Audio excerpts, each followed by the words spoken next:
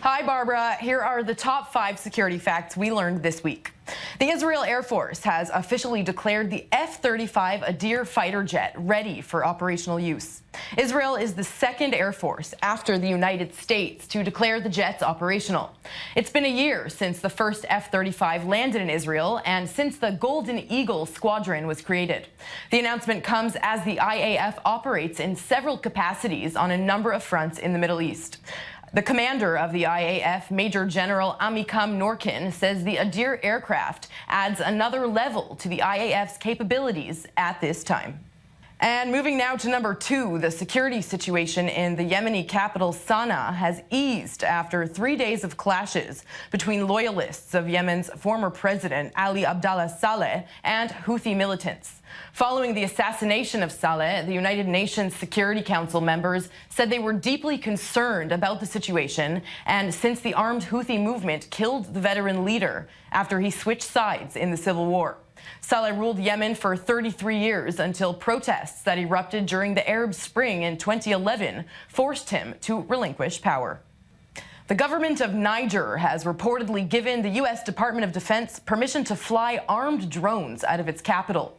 The New York Times reported Pentagon officials as saying the decision reflects an expanding U.S. military campaign against extremists in Africa and is based on a recently signed memorandum of understanding between the two countries.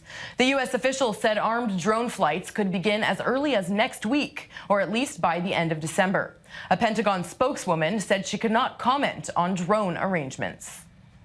And now moving to number 4, the United States and China have negotiated cooperation in interoperability that will both protect and enhance service for users of the US GPS and Chinese Beidou navigation system. The decision to make the programs compatible and interoperable at the user level will mean better service for users of both systems worldwide. Compatibility of the Chinese Beidou navigation satellite system with GPS has been a core focus of bilateral discussions, which began in May 2014. And finally, number 5, the second in the U.S. Navy stealthy Zumwalt class of destroyers headed out to sea for the first time this week. The 186-meter-long ship departed from a Navy shipbuilder in Maine in order to begin trials. The future USS Michael Monsoor navigated the Kennebec River before reaching the North Atlantic. The first destroyer, the USS Zumwalt, has been commissioned into service and is based in San Diego. The third will be the Lyndon B. Johnson, which is currently under construction. The Monsoor is named for a Navy SEAL, Michael Monsoor, who died in Iraq in 2006 when he threw himself on an insurgent's grenade to protect his comrades. And there you have it, our top 5 security facts this week. Back to you, Barbara.